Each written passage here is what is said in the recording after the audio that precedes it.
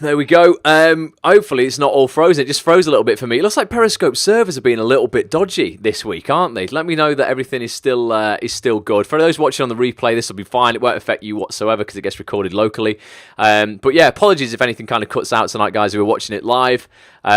Stuff does happen like that because it's live. I can't control Periscope's connection, I'm afraid. I can only deal with my internet connection. So for those who are new, welcome. My name is Ross. I'm an actor. I'm a voiceover artist as well from Manchester in the UK.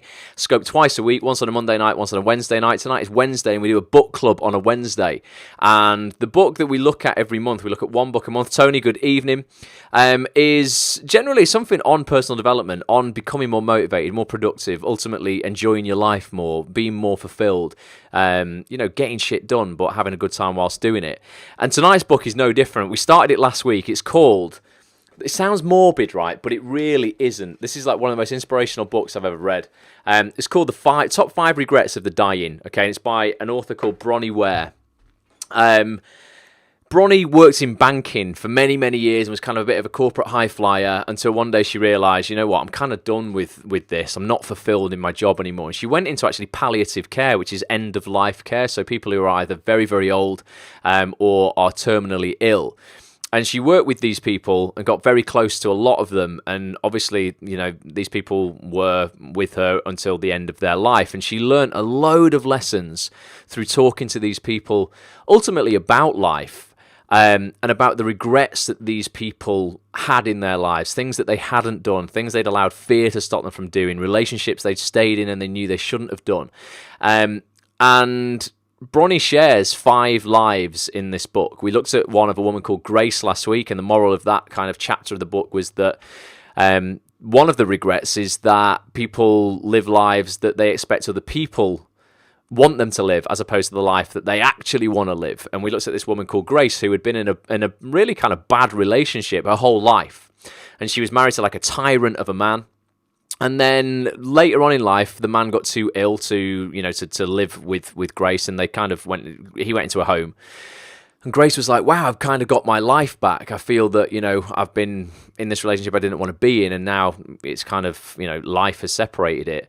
I'm going to get my life back. And then she herself got diagnosed with a terminal illness.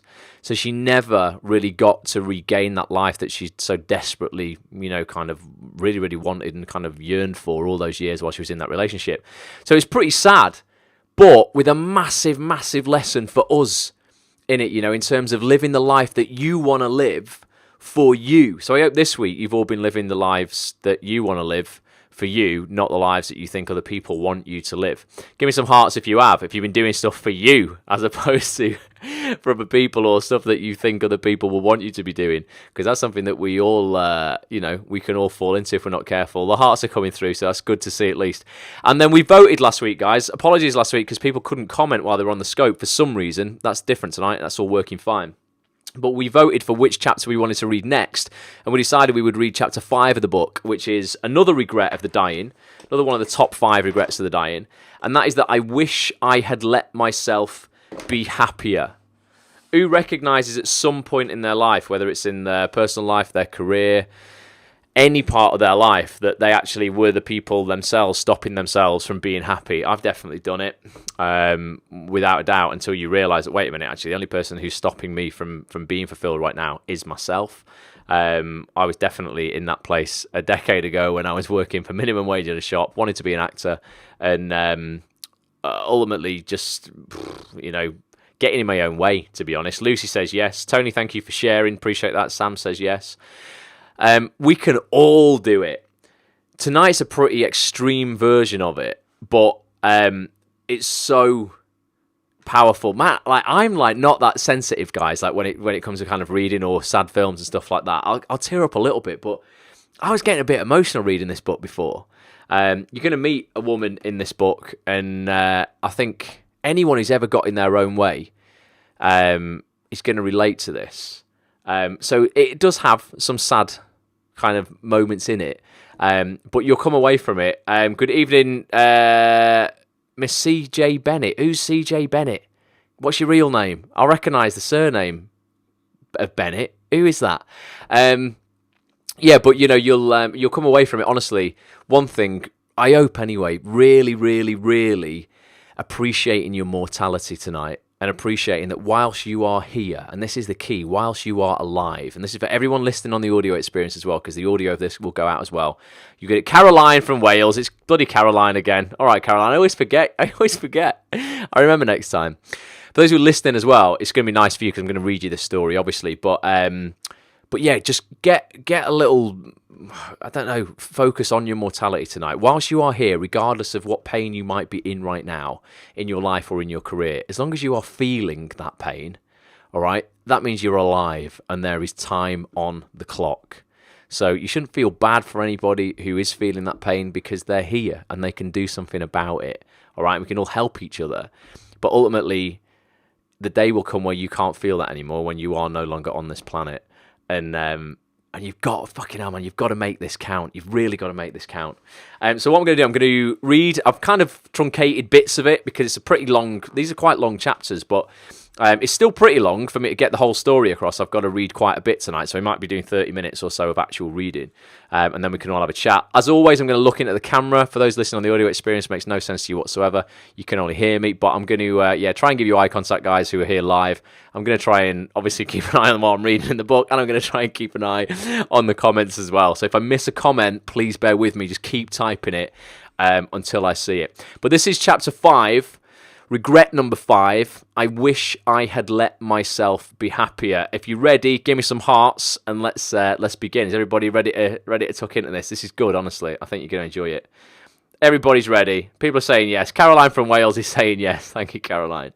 So here we go. So it says, being an executive in a global corporation, Rosemary, whose story it is this week. Rosemary was a woman ahead of her time. She'd moved up the ranks long before women were ever seen in these types of roles. And prior to this, she'd lived according to society's expectations in those days and had married young.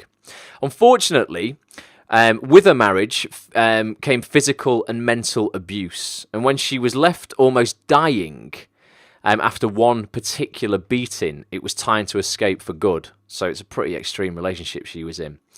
Despite it being a very valid reason to leave a marriage, divorce was still a scandal in those days. So to uphold the family reputation in a town where their name was well known, Rosemary had moved to the city and started afresh. Life had hardened her heart and her way of thinking, which can happen to so many of us. Self-validation and family approval were now found through her success in a male-dominated world. Consideration of another relationship never crossed her mind again. Instead, Rosemary moved up the ranks with fierce determination, a high IQ, and a lot of hard work until she was the first woman in her state to hold the high level of management that she did. Used to telling people what to do, Rosemary enjoyed the power her intimidating manner gave her.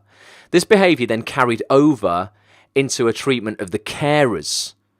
She was going through one after another, never happy with any of them until I arrived. So she'd obviously gone through loads of palliative carers, being this dominant, bossy female, and none of them could hack it until Bronnie came along.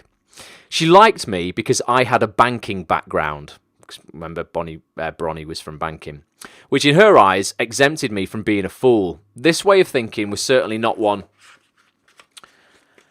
that resonated with me, but I had nothing to prove anymore either way. So I figured she could judge me in whatever way made her happy. After all, she was in her 80s and dying. Rosemary then insisted on keeping me as her primary carer. The mornings were particularly hard with bossy moods and nastiness. Having a strong sense of my own self by now, I tolerated it to a point, but knew there would be a limit. When her mood turned especially nasty and personal one day, I gave Rosemary the ultimatum: be kinder or I'm out of here. To this, she screamed for me to go, to get out of her house, saying even nastier things than before while sitting on the side of her bed. While she was screaming at me, I just went and sat next to her. Go on then, get out, she kept yelling, pointing at the door. Well, I just sat there, looking at her, sending her loving kindness, waiting for her outburst to subside. Silence followed. We both sat for about another minute or so, saying nothing, but sitting close enough to be leaning on each other. Finished? I asked, smiling gently.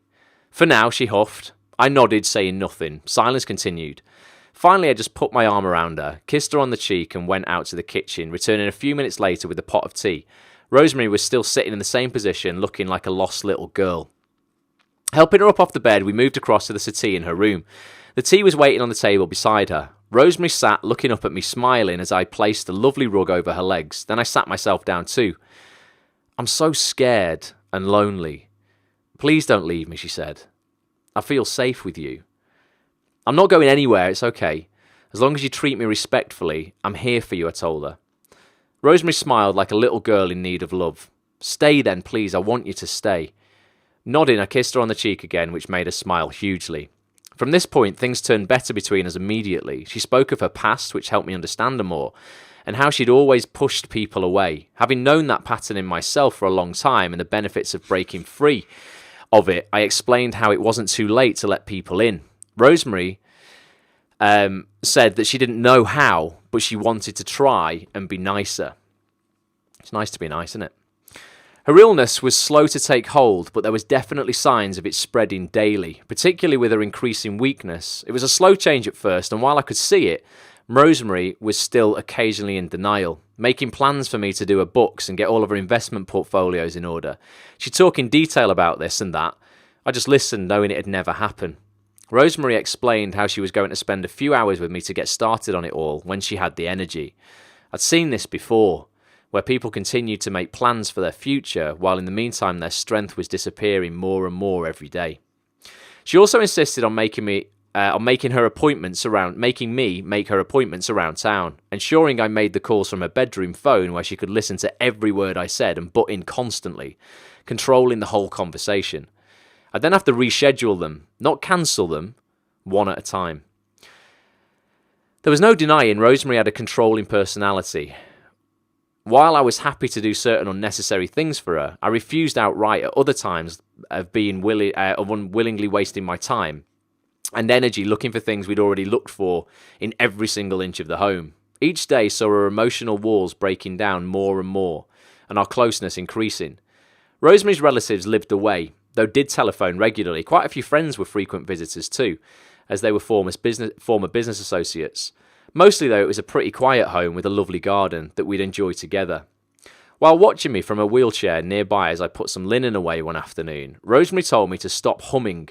"I hate that you're happy all the time and always humming," she declared miserably. I finished what I was doing, closed the linen cupboard, turned around and looked at her with amusement. "Well, it's true. You're always humming and you're always happy. I wish you'd just be miserable sometimes." This was such a typical viewpoint for Mary that I wasn't surprised by it at all. I wasn't always happy, but when I was, it gave us something to moan about. Instead of responding verbally, though, I just looked at her, then did a pirouette, poked my tongue out at her and left the room laughing. She loved me for this, as when I came back into the room shortly after, she was smiling with mischief and acceptance. Never did she condemn my positive moods again in such a way. "Why are you happy?" Rosemary asked one morning soon after. "I mean, not just today, but in general, why are you happy?" I smiled at the question, thinking how far I'd come in myself to even be asked such a question. Considering what I'd been going through in my own life while caring for Rosemary, it was a rather poignant question. Because happiness is a choice, Rosemary, and one I try to make every day. Sometimes I can't, like you. I've had a hard life too, in different ways, but still hard. But rather than dwelling on what's wrong and how hard I've done it, I'm trying to find the blessings in each day and appreciate the moment I'm in as much as I can. I told her honestly, we have the freedom to choose what we focus on. I try to choose the positive stuff, like getting to know you, like doing work I love, not being under pressure to reach sales targets, and appreciating my health every day and being alive. Rosemary smiled, looking at me intensely as she absorbed my words. What she didn't know, though, was that while I was caring for her, I'd been dealing with illness of my own. Sometime prior to this, I'd had a minor operation, and when the specialist called me with the results, he told me they were open to doubt, and a larger operation had to be done immediately. I told him I'd think about it. "There's nothing to think about," he said, adamantly. "You must have the operation or you could be dead in a year." Again, I told him I'd think about it. I'd already done some big learning through my body, which isn't surprising since the body is where our past is stored. All of our pain and joy manifests within the body in one way or another. Having managed to relieve myself of smaller ailments previously by healing various painful emotions, I decided a huge gift of healing was now on offer to me, so I would approach my illness from that perspective. Having enough of my own fear to deal with, though, I was only able to share the situation with 1 or 2 people. It was going to take all of my strength to get through it and to stay focused on what I wanted, which was health. So I couldn't risk taking on either people's opinions or fears. These may have been intended with love, but there was not 1 inch of space for anyone else's fear on this healing journey. Having the courage to express myself emotionally, to release things from some very deep levels, became even more important, and things certainly turned dark for a while. A lot of past stuff surfaced from the depths. At one stage, she's a strong woman, says Caroline, she is. At one stage, it became so difficult and emotionally painful, I ended up welcoming the thought of dying and asked the illness to take me away. When I had to seriously contemplate my whole life and accept that despite my efforts, I may actually pass on from this illness and not live through to an old age, I reached a point where an amazing peace was found, realising I'd already lived an incredible life and I'd had the courage to honour my own heart and calling, allowed me to look death in the face and accept either outcome. The peace that followed this acceptance was beautiful. While continuing with my usual meditation practice, though, I also worked through various healing books and visualization techniques, in addition to releasing the emotions that wanted our various shifts. In addition to releasing the emotions that wanted out, various shifts started to occur within me. Eventually, I reached a stage where I felt the worst was behind me, and that I was on the road to wellness. Now, in this part of the book, guys, she goes into quite a lot of depth about how she goes away, kind of like to just chill out in this cottage for a little while. And I don't know what people think about this and kind of like the power of the body and the mind and self-healing and that kind of stuff, but Bronnie's a big believer. This is so freaky, says Fanny. It's just like hearing about myself. Rosemary is me, she says. Wow.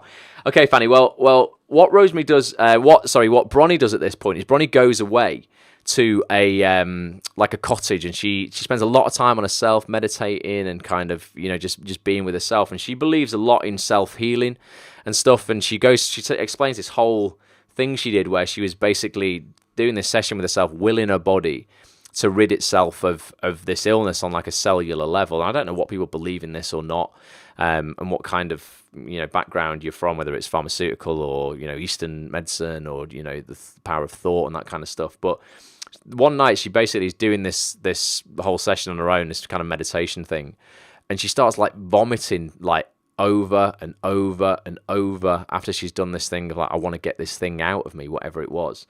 And she ends up being sick like until she's completely exhausted and there's like literally nothing left in her body, and she goes on to then sleep for 6 hours, and she says upon waking she still feels rough, but she feels like something's shifted and something's changed. And this illness that she had that the doctors weren't sure about effectively just goes away and it's gone, and she's never had it since. So that in itself gave her a huge appreciation, really. Quanta healing, it's called, as Caroline. So I've not really studied that. I've never been into it. So it's really interesting for me to look at that, because I think the power of thought is everything. But she says anyway, I can't read all about that.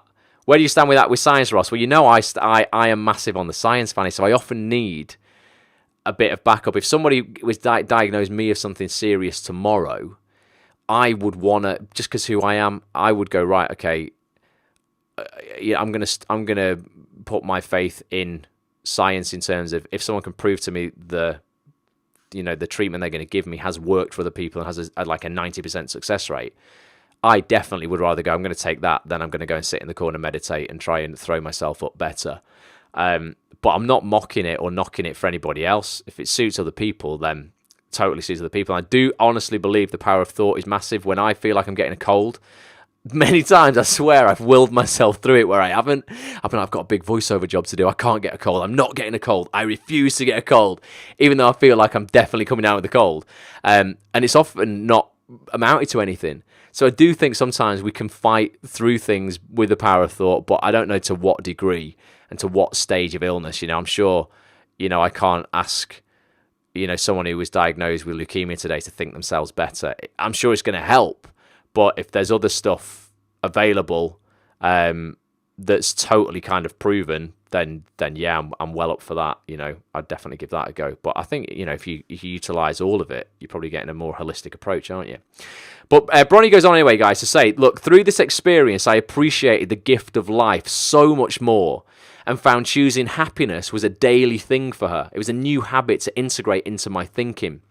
There were days when I couldn't be happy, but I think that accepting this leads to a more peaceful existence anyway.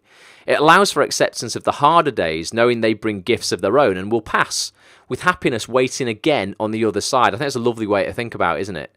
If you're going through a rough time right now, every time, and this is just like a cycle of life, every time I've gone through a rough patch, guys, in life, happiness genuinely has been waiting again on the other side, whether it's been 3 weeks away, 3 months away, 3 years away. It has, and it's the same in everything in life. Even like when you look at like stock markets crashing, a bounce always comes back. You know, we might have a year of a downwards, spiral in the stock market for a year, and then often, the next 5 years will be absolutely buoyant. And I think that's just kind of life. So accepting that if you are unhappy, happiness is just waiting for you on the other side. It's quite a nice thing to look at, isn't it? So it says, when Rosemary asked me why I was always humming and happy, it's because I just experienced a self-made miracle and was feeling very empowered and blessed. That was after that illness. Good evening, Patrick. Rosemary wanted to be happy. She said to me later that day, but didn't know how. Well, just pretend to be for half an hour. Maybe you'll enjoy it enough to actually be happy. The physical act of smiling changes your emotion anyway, Rosemary. So I dare you not to frown, not to complain or say anything negative for half an hour. Instead, say nice stuff, focus on the garden if you must, but remember to smile. I directed her, reminding Rosemary that I didn't know her in the past. It allowed her to be whoever she wanted to be right now. Sometimes happiness takes a conscious effort. I don't think I ever felt like I deserved to be happy, she said. My marriage breakup tarnished the family name and reputation. How do I be happy? She asked with sincerity that broke my heart. You allow yourself to be. You're a beautiful woman and you deserve to find happiness. Allow yourself and choose to be happy. Rosemary's hindrances were ones that I myself had known too well in the past, so reminding her that her family's opinion or reputation could only rob her of happiness if she allowed it to. I lightened the mood with some humour, assisting happiness to flow. Although a little hesitant at first, Rosemary began to give herself permission to be happy, letting her guard down more each day, sharing a smile often, which eventually turned into occasional laughter. When one of her old moods would strike, where she'd rudely order me to do something, I'd just laugh and say, I don't think so. Instead of becoming even ruder, she'd laugh and then ask in a kind manner, to which I would happily oblige with no fuss. So Rosemary was getting better, man. Each day, though, her health faded and was now at the point where she was noticing it too. While continuing to speak about how she was going to show me what to do with a book, she no longer looked so puzzled when I didn't join in with encouraging conversation about it. Rosemary's time out of bed was also becoming less and less. She had to accept being washed in bed now, as it was too much of a risk on her health and my back to try moving her into the shower. If I spent too much time in the rest of the house doing things, she'd call to me for company. As Rosemary was now in a hospital bed in her bedroom, her own bed was vacant beside her. The hospital bed was necessary as she was no longer able to assist with any transfers out of bed. The hydraulics of the hospital bed also allowed her to sit up without breaking my back or the night carer's back. So when there was no other duties to do other than to keep her company, I took to lying on her old bed while we talked. Rosemary was comfortable resting on her side, so this allowed her less effort and was rather snug for me too. Before long, we fell into the habit of having an afternoon nap each. Her street was peaceful at that time of day. And I was right there if she needed anything, so I slept well too, getting myself all snugly under the blankets. We'd wake and share any dreams we'd had and continue lying there, talking to each other until I had to get up and attend to things. They were special, tender times for us both. One afternoon, while we were lying down talking, Rosemary asked me what death is like. The actual dying part.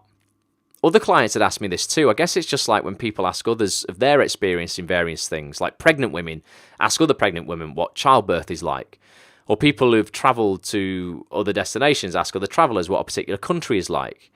But in this case, a dying person can't ask someone who has died what it's like, as they're rarely around anymore to tell them. Ovs. So they often ask me of my opinions and what I'd experienced. With honesty, I always told them about Stella going out smiling. Now, Stella's from a different chapter, guys, so hopefully we'll get to look at that either next week or the week after, but Stella went out smiling. So she says she often tells them about Stella. I also shared how all the transitions I had witnessed were over in a short time. Stella's story always brought them peace, just as it had for me in being there. In modern society, such little emphasis is put on spiritual and emotional well-being in the treatment of dying people, or in the treatment of anyone who's ill. Unless dying people are blessed to be in a centre that embraces that aspect of life, they're usually left to wonder about these things. This is very frightening for them as well as isolating. There's an enormous gap between treating physical health and even acknowledging the link of spiritual or emotional health in modern society. By uniting these needs and treating all aspects of someone's journey, the dying person will be able to reconcile a great deal more within themselves prior to their last weeks or days. This area is one of the obvious failings we have by hiding death from society's eyes. Dying people have so many questions, things that could have been asked much earlier in their life had they considered that they would one day die, as we all will. If asked earlier, these questions about matters much deeper would allow people to find their answers and their peace sooner. They would then not have to live in denial about their approaching death out of pure fear and terror, as was often the case. This is where it gets really interesting, guys. Just a page and a half left. Ross, I don't want to think about it, says Pat. Well, Pat, if you don't think about it, mate, you ain't going to act like on your mortality, and you're going to put off things that you could do today till tomorrow. So I think it's useful to think about your mortality in a positive light. It came a time, though, where Rosemary could no longer deny her approaching death. There were times when she wanted to be alone, much to contemplate, she would say. As I came back into her room early one evening, she declared, I wish I'd let myself be happier. What a miserable person I've been. I just didn't think I deserved to be, but I do. I know that now. Laughing with you this morning, I realised that there was no need at all to feel guilty for being happy. Sitting down on the side of the bed, I listened as she went on. It really is our own choice, isn't it? Dawn's late. Don't worry, Dawn. We can stop ourselves from being happy because we think we don't deserve it, or because we allow the opinion of others to become a part of who we are. But it's not who we are, is it?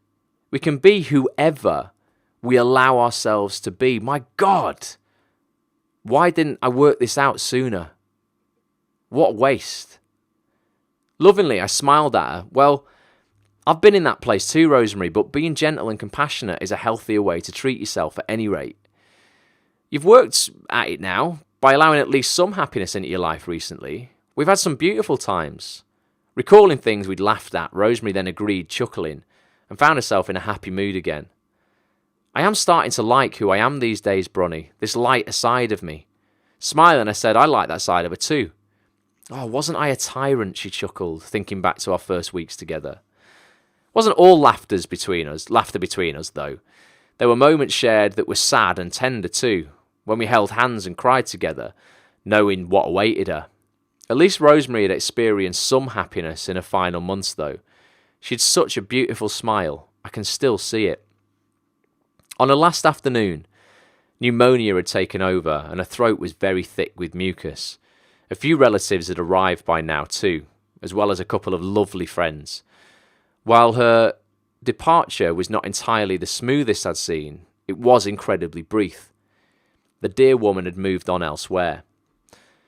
Due that afternoon was the community nurse, who arrived about 10 minutes later. While Rosemary's relatives and friends were out chatting in the kitchen, the nurse and I cleaned her and dressed her in a fresh nightdress.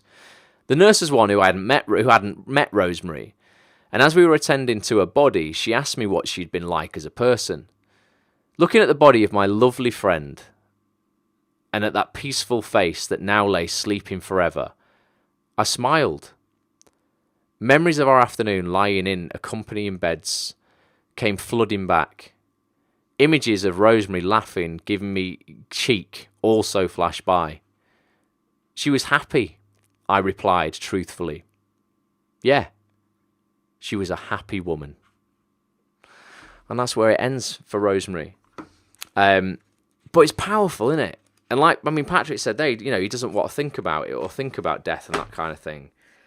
I read that chapter the first time before and was just like, getting a bit emotional, because I'm like, it is when you just step back for a minute, guys, when you just step back from it all, from a minute, from all the bullshit that you're worried about, that you're caring about, the things that are giving you significance, the amount of acting work you're getting, the amount of jobs you're getting, all that kind of crap that really at the end of the day just means nothing, just means nothing. When you just step back and appreciate how amazing this whole thing is, just life, the fact that the odds of you being here are that 400 trillion to 1 that we've spoken about.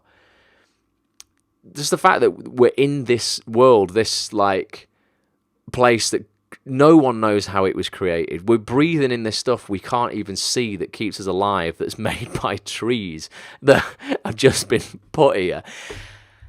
Oh, it's just insane. And we're living at a time that has never been as prosperous. I mean, literally never. There's never been a more like just a better time to be alive. There really, really hasn't. And so many people today are focusing on all of the negative shit in the world, and like they're going to go through their lives and they're going to get mind-blowing, says Caroline. It is. They're going to get to the end of their life like we're hearing the two people that we've, Grace and Rosemary, that we've heard in the book so far, and they're going to realize they've just fucking missed the whole picture. They've missed actually what matters. Will, good evening. It just blows my mind. So the whole point of this chapter really, ultimately, well, what it did for me was just really remind me of my mortality more than anything else. And I think every chapter of this book does that, because obviously it's about somebody at the end of their life. But if you can just, again, get your head around it in a positive way, that you ain't here forever, and that happiness genuinely is a choice. And if you are choosing to focus on waiting for an audition or waiting for an acting job to give you your significance, to give you your reason to live, I think you're missing out on so much. Fun time, not a long time, says Fanny. Well, I think you can make it as long a time as possible. Definitely. I think those people who use fun time, not a long time, you don't do it, Fanny, but I think a lot of people use that to basically go, I want to live a fast life, not a long life, and I'll just go and drink and abuse my body and eat shit and all that kind of stuff. No, I told you I want to get to 100 years old. I told you that's my ultimate life goal, more than acting, more than anything. Literally, that is the biggest goal I have. And I'm only going to do that by controlling what I put into my body ultimately. And there's some things I'm not going to be out of control, but what you fuel yourself with, how you look after yourself, obviously is very, very important for your longevity. So you can live a long life and a happy life. You really can, if you choose to. And like I say, there's some parts of our health that we can't obviously choose, but hopefully you're going to live a normal life in that in that respect. Welcome, Jennifer. First day on Periscope. Good evening. You've missed, unfortunately, the chapter of the book, Jen, but you will be able to go back and watch the replay of this. And for those who are watching the replay on actonthis.tv, you can watch all 165 previous Periscopes on actonthis.tv as well. Fanny says stress is self-created. Yeah, I think it can be a lot of the time. I mean, we said this so many times, guys, but there's certain situations life throws at that you can't control. Of course you can't, but you always have the choice of how you respond to that situation, and you can choose to be happy, or at least realize that if you're in a situation now where that is hard, that happiness is just on the other side of this. I think that's a really nice way to look at it, because then you're not chasing it as much, and you're not, necessarily as daunted by the situation that you're in. Everything passes. Everything passes. Like I say, the worst times in my life, I've always got better. Bad things have happened to me in my life. I've lost parents. I've had health issues myself, and bad, relationships and stuff like that. And happiness is always just waiting on the other side of that. Sometimes when you're feeling at your wit's end with your career and your acting career, and you're like, God, I just want to pack it in, or with your business, I'll forget it. Something always comes up that makes it better. They're always momentary blips. The bad times, they just make you appreciate the good times, but you've got to focus on the good times and the fact that the good times are going to be, coming back, and choose to be happy. So I don't know. Yeah, I just hope that tonight, as I say, it's an awesome book. Get it, buy it if you haven't. Just get it off Amazon. If you're watching the replay on the video on actonthis.tv, there'll be a link in the description to the book on Amazon. Top 5 Regrets of the Dying by Bronnie Ware. What do you want to read next week, guys? We're reading this book again, but there's 3 other stories to read in it. We can only read 2. We'll read one next week and one the week after. But we've got... Last week we did I Wish I'd Had the Courage to Live a Life True to Myself, Not the Life Others Expected of Me. Tonight we've just read I Wish I Had Let Myself Be Happier. So we've got I Wish I Hadn't Worked So Hard, for all those workaholics that are out there. We've had I Wish I'd Had the Courage to Express My Feelings, maybe for those who missed out on opportunities or relationships because they just didn't tell somebody how they felt.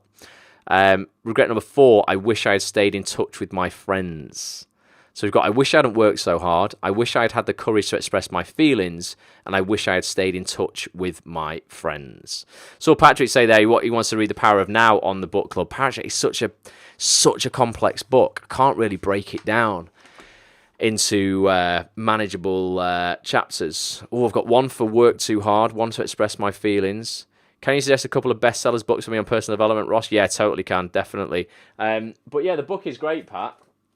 I've read The Power Now. It's good. Eckhart Tolle, really, really good book. But I mean, have a look at how it's so in depth and it uses such incredible language. And so I before I dipped into the actual hard copy of the book, Pat, I got the audio book. But like I said before, Eckhart's voice is almost trance inducing.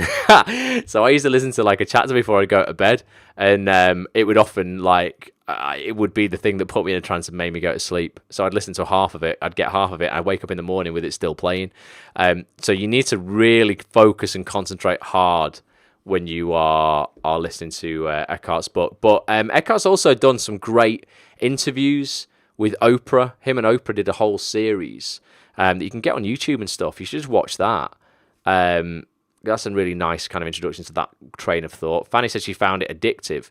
I find it just is quite complex, Fanny, isn't it? But ultimately, the themes are very simple in it. The themes are that there is no past, there is no future, there is only now, which is very, very true. When the past happened, it didn't happen in the past. It happened at that time. When the future that you're worried about is actually happening to you, it isn't in the future, it will be happening now. Thus, actually, these are just 2 man-made concepts that don't longer, that actually, well, they just don't exist. They no longer exist when you get your head around that. But it does obviously put it into much more complex terms than that, but that's ultimately the gist of it. Yeah, exactly, but such simple things that are complex with our understanding. It is complex, but that is the gist of it ultimately. But yeah, I'd recommend getting the audiobook, definitely. Other books that I've read that are great, Fanny. What kind of topics? What do you want to get better at? Like, as in skills, like productivity or motivation, or as in living more in the moment, or I don't know what kind of stuff. And then I can think and grow rich. Let's see what I've still got on here that we haven't read. Yeah, because Think and Grow Rich is absolutely incredible. So in terms of business, I like is that what you ultimately want to do? Have more success, earn more money, that kind of stuff. Is that what you're interested in? You know what? There's a really good book that I'm reading at the moment by a guy called Seth Godin, which is called Tribe, which is ultimately about how you would create, ultimately kind of what we have here, an online community. But a tribe of people in a certain niche of yours. Your interview with Dan Hubbard was enlightening. Glued to it. Thank you very much. Appreciate you watching that. That's really, really good. Have you ever read any? I know this kind of Tony Robbins is kind of like the slightly cliched personal development guru, but he is the guy who gets most people into personal development. He was certainly the guy who, when I watched the video a decade ago, was like, right, this guy is quite electric to watch. I want to get into this. You should read one of Tony's books. The guy is great. He's just done a brand new book called Unshakable, which is all about success and money and kind of, clever earning money through investment and, quite cleverly, but in a very simple format that everybody can understand. Or there's things like this book here, which is Awaken the Giant Within, which is kind of like one of Tony's first but flagship books. It's a pretty big read, Fanny. You can get an abridged version or an audio book that you can finish in about 4 hours. But it is pretty cool. Patrick says American. It is obviously Tony's American. That's what I'll read. Done. I'd recommend it though. Seriously, American or not. I mean, the guy Tony is a billionaire for a reason, and he's legit. He's not one of these guys who sells snake oil. And he's, there's a lot in personal development. You've got to be careful because there's a lot of people who are just bullshitting their sales. Like we said in the acting industry, loads of actors who fail their careers decide they're going to teach other people how to have a successful career. Well, that's bollocks. Because you can't. You haven't had a successful career yourself. A lot of people in personal development are like that. They promise people, oh, look how I will show you how to do this, blah, blah, blah. And you look at their life and you go, well, actually, you're not doing that yourself. You're sleeping on the floor of your friend's house, yet you're telling everybody you're earning 6 figures a month. And you're selling courses, showing people how to do that. The only way you're going to be earning 6 figures a month is by shifting your dodgy courses. And it's like a self-fulfilling prophecy like that. I hate seeing that. That's why I try and call as many people out as I can who I see bullshit in their purpose. Tony ain't that. He is like just an incredible man. So I would read that, Fanny. If you've not, give it a go. It is one of those books that everybody kind of knows, Awaken the Giant Within. And it's hardly reinventing the wheel, but neither's anything in personal development really, to be honest.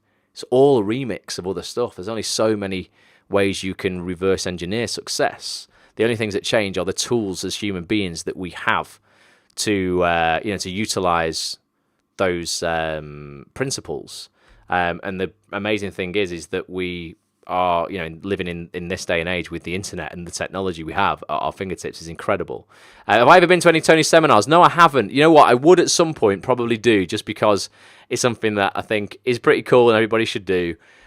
Is Unleash the Power Within, UPW.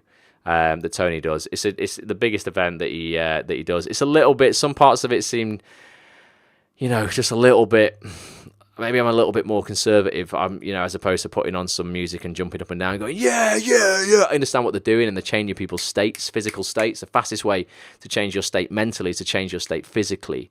So if you energize yourself, if you're ever feeling like you're in a depressed state, if you get up and just did 10 jumping jacks, your physical state change will have a massive impact on your mental state change.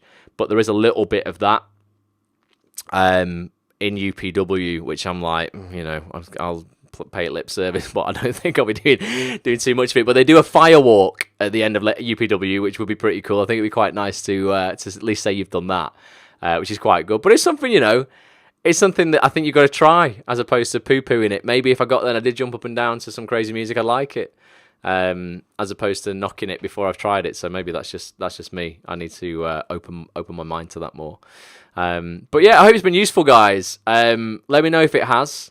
Evening, Steve. You've missed the book, Steve, man, but you better go back and watch the replay. We just read an amazing story about a wonderful woman called Rosemary, who realised at the ultimately too late in her life that she could have allowed herself to be far happier than she was currently allowing herself to be.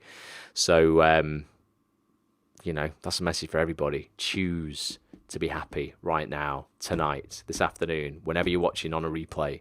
If you're walking the dog and you're listening to this on the audio experience, just choose right now to stop, look around yourself, step back for a little minute and just realize how fucking amazing the whole thing is. Like, literally, just the fact that you're here listening or watching this right now is incredible. Can you imagine a few years ago, guys? Well, can you imagine 100 years ago if you'd have just gone back in time and showed somebody your iPhone and gone, there you go.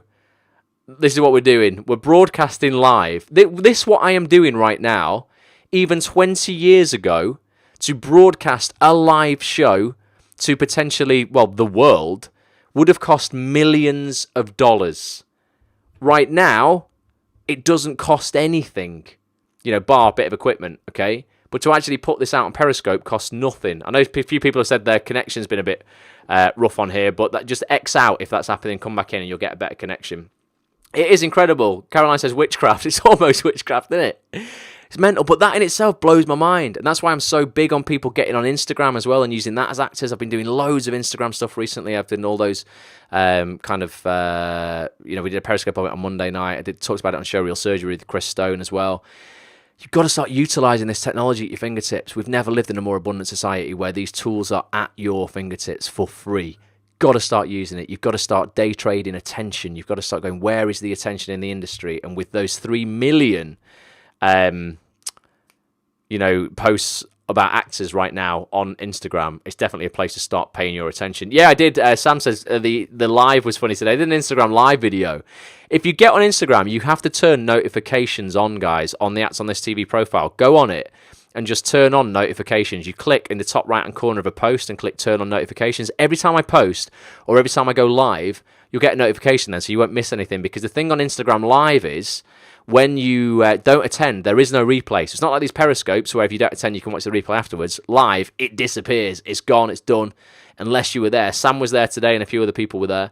But unless you're there, you don't see it. So I was in a voiceover session today at a studio called Flicks in Manchester. We were doing 4 hours of animation, singing like a mentalist. If you go and watch the Instagram story, you'll see me singing the theme tune of a song about Croco pizzas. Bit mental cartoon I was doing. And I did a live broadcast with Rob, the engineer, who's also a voice artist as well. And Sam was there and people were asking questions. Sasha was there. A few people were on there asking questions about voiceover, how you get into it. And because I don't always have the time to reply to every message I get about stuff like voiceover and that kind of things and give personal time with people, it's a really great way for you to get that info, because I can give it all at once. I can do it on a live stream, and then 100 people can get that info as opposed to me writing 100 emails out, which I don't have time to do. If I answered everything, and I always try, but I would never have time to do anything else. I literally wouldn't. So it's great if people can jump on the live things like this and on Instagram and that kind of stuff, because everyone can benefit at the same time. Then it's brilliant. So it's good. So I'm glad you're enjoying Instagram. Make sure you're following at Acts on This TV. You can follow my personal account as well, at Ross A. Grant. I will follow you back. I'm going to do a big on Friday. I'm going to do a big follow on Instagram where everyone who's followed me, I'm just going to follow back. Keep following on Acts on This. The more we can share each other's posts, the more we can comment on posts as well. Because if you comment on something, then Instagram's algorithm picks that up. If more than, I think 5-10 people comment, that gets then almost like, slight favoritism, and it will be, pushed in front of more people if more people are commenting and sharing. That's the thing I loved about it. It's basically a one-on-one looking into a Rode mic, says Sam. Yeah, it was just a one-to-one for you, Sam. This is a Rode mic. So this is a Rode Podcaster, which is a great mic for broadcast or podcasting at home. I think it's about 130 quid. The studio arm here is a Rode PS, a PSA1. That's about 80 quid, I think. This is called a PS something one, little cradle for it. It's about 45 quid. So in total, a couple of hundred quid for that setup. This is a good mic. I've got one sealed in the box here. Thankfully, Rode are very kind to me and give me some of this stuff. So that's a Rode NT USB, which is another great mic for voiceover. Or singing. Fanny does a lot of singing. Great USB mic for vocals, which is pretty cool. Rode do some very, very easy mics to work with because they're USB. A lot of other stuff you would need something called an audio interface, and it would go in through something called XLR inputs, and then you need a little bit more of knowledge of how to set that up. God, I need a mic, says Fanny. Well, get yourself one. Get a mic, invest in it, and put it to work, ultimately. You don't need all of this, like super expensive kit or anything, though, guys. You just start. You just need a very basic thing to begin with. A lot of people I know have waited ages to go, oh, when I can afford that mic, I'll start voiceover or start this. And then that's fear dressing up as practicality to stop them doing it. And then when they get that thing, they're like, oh, well, I just got to get the desk to put it all on now. Oh, I'm just going to get a new computer. And ultimately, they're just putting it off and off and off and off and off. And they're a collector of things as opposed to actually taking action on the things that they have right then. Rode NTG3 is a fantastic mic. Yeah, it's, you know what? A lot of Rode stuff. It's just brilliant. I use the Rode wireless lav mics, the Rode filmmaker kits. I've got a bit of a hookup with them, so everything I use is generally Rode. But these, what have we got down here? I don't think I've got, like the smart lavs. I don't think I've got one there. Oh yeah, we have. Oops. So these are pretty cool for your iPhone. Little Rode smart lav, just literally plugs into the audio jack. And you've got a nice lavalier mic on there. You can get extension cables for these as well, so you can run the cable further. But they're really good for using on iPhone or on your DSLR. If you have a DSLR, you've got to use one of these SC3 adapters to plug it into your DSLR camera. But that means you can do a self-tape with a nice lav mic, good audio. But Rode are great, and the customer service on Rode is just absolutely fantastic. Anything goes wrong with any of your Rode stuff, they're just like on it. so quick. Like, right, you know, and they won't even ask for it back sometimes. They just send you a new one. How much are they? How much are what, Fanny? The Smart Labs are about 45 quid, I think. The Podcaster is about 130, I think. The NT USB is about 120. The one I said that plugs into the iPhone is the Smart Lav Plus, it's called, and that's about £45, I think. If you do a search on Amazon.co.uk, and you can also, if you go on actonthis.tv and just search for Rode in the search box, you'll see a review I did of that mic, and you'll see the difference of the audio before and after. Fanny says she's on it. No, they're good, honestly. Rode get a huge recommendation for me. You'll see them as a splash screen on all the videos I do, with the like the show reel surgery and stuff at the start, where it shows you the sponsors. You'll always see a little splash screen of Rode, because like I said, they're very good quality mics, and they're very good to me. So highly recommended, without a doubt. I don't recommend stuff because I have to.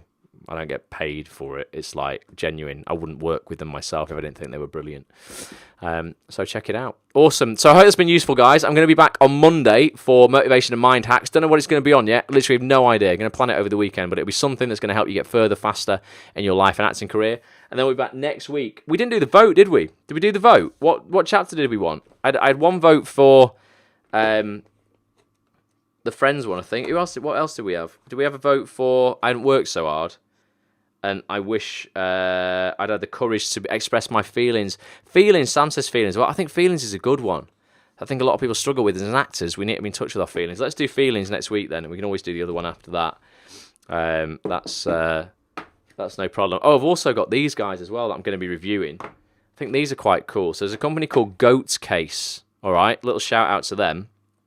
They've sent me these today. And these are iPhone cases with nanotechnology on the back of them. Effectively, you can't see them, but on the back of that there are thousands of little suckers, like plunger things.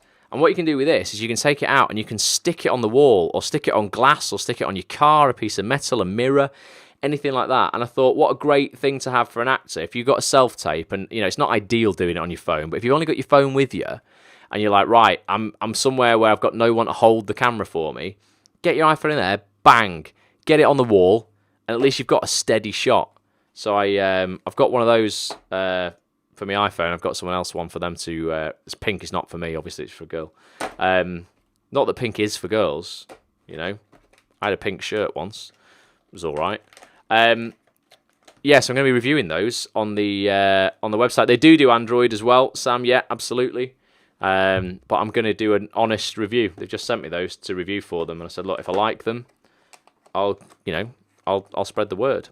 Pink is for you. Be honest, as well. Yeah, yeah, it definitely is. I've just got the black one just for show. I'm going to be opening the pink one. But yeah, I'll let you know how those go, guys. But they're going to be something that I'll feature on the site as well if they're any good. She's awesome.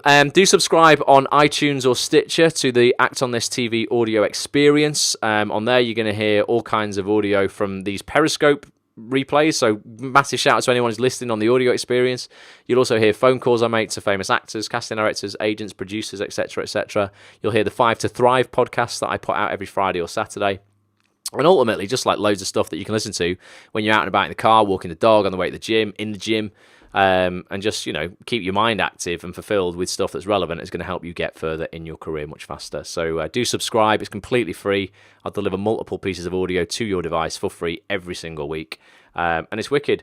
Thank you, Sam. Says thank you. Appreciate your time. Massively appreciate you as well. Keep in touch. If there's anything I can help you with, find me on Instagram at ActOnThisTV, on Twitter at ActOnThisTV, everywhere at ActOnThisTV. Cheers, Will. Appreciate you being here as well, mate. Massive appreciation. The Dan Hubbard interview was something I haven't forgotten. Yeah, get on, listen to that. Dan was really great. Dan's a good guy. I've got 2 interviews coming up very soon. I'm going to be able to release George Bukhari's interview very soon because that software I needed to process the audio is very nearly fixed. Then I'm going to be releasing the interview I did with Jordan Hogg, the Coronation Street director. Then I've got Julie Hesmondhouse coming in for a proper video interview. Later this month, I've got Rob James Collier coming back on the 6th of April for a full-on video interview. So I'm going to have loads and loads of premium content. So for anyone who's a premium member and acts on this, there's so much stuff coming for you. If you're not a premium member, you can upgrade for £10 a month. But don't forget, the money goes to charity, to help the charities that the guests say I donate it to. So it's a force for good. I'm not a fat cat making shitloads of money off it. We're all a force for good. So you can know by signing up for a premium membership on actonthis.tv, you are helping me help you help other people, if you know what I mean. Pat just said, have you got Nina Gold coming on? I've not managed to get Nina Gold. So what my thought process there would be to maybe get Kate Bone first, who assists Nina, then move on to Robert Stern, who is like Nina's casting kind of partnership, and then to Nina. So it's definitely on the radar. The sky's the limit, you know, seriously. I'm on it, Pat. Anyone I can. There's certainly no, I'm not going to not ask anybody. I'm going to be looking at getting some serious A-list actors on as well this year.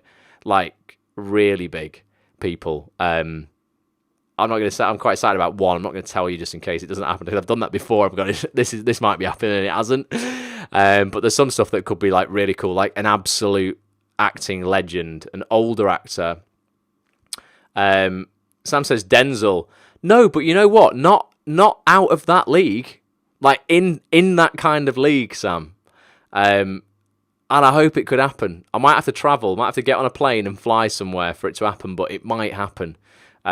It's not that far away from somebody like Denzel, to be honest. It's not Maggie Caroline. It's a guy, an older gent who, I mean, everybody in the world knows who he is. So it would be a massive coup. It's not it's not just a little guy in the industry. It would be huge. So I'll wait and see for that. Anthony Hopkins says, Sam, nope. We McKellen, no, but I have thought of McKellen because I think he'd do it. I think he's the sort of guy who would do it, you know. People like McKellen and Derek Jacobi and stuff like that, and Reed, I think those kind of older actors might do it. Michael Caine says, Jen, maybe. I love Michael Caine. Definitely. I'd love to get a few of the old greats on, you know, like the more experienced actors. Hugh Jackman would be amazing, Sam. That'd be awesome, yeah. Michael Caine, people like David Jason, you know. Someone just did, look at that, and there you go, Caroline just said David Jason. David Jason would be fantastic, Caroline. I would love that. I think he is great. Such an amazing actor. When you see him as, you know, Del Boy and Granville and Inspector Frost, you don't even look at the same person. It's like, well, I mean, obviously they're different ages, but you're like, wow. I mean, that's like proper acting, you know, character acting. It's just incredible. Eddie Redmayne would be amazing. He's pretty young though, Sam. I can't aim for him at the moment as I'm after this older geezer. But I'd love to get Eddie Redmayne on. One of my friends, Ruth, actually went to a BAFTA event where she filmed a promo video with Eddie. And she said, when he said, hi, Ruth, she's just like, oh my God, like Eddie Redmayne knows who I am. So maybe through Ruth Madeley, shout out to you if you're watching, could maybe get some of those guys on at some point for sure. Awesome. Well, yeah, keep the suggestions coming, guys. Tweet me. Like I say, find us on Instagram. Go and watch the Instagram story from today at ActOnThisTV. Follow me on Instagram. Watch the story. You'll see me singing a crazy song in a cartoon. It was quite a good laugh. You'll see me singing not very well, but you don't have to when it's a kid's cartoon. It's fine. Meeting George Vaughan from Hustle coming through Border Control. Spoke about acting in Man from U.N.C.L.E., says Pat. Oh, yeah, because Pat was a bit of a border control geezer. You don't want to mess with Pat. He will just not let you in the country. You'll be out. No way. Get out. Hopefully not quite as crazy as Donald Trump, but you know, you've got to have tight borders, but not like that. That's mental.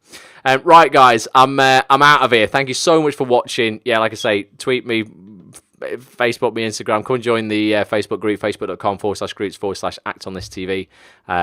And just get involved with the community. We've got such a great community here. I'm going to be putting content out forever and a day, so come and consume it and be a part of it. Thank you, Lucy.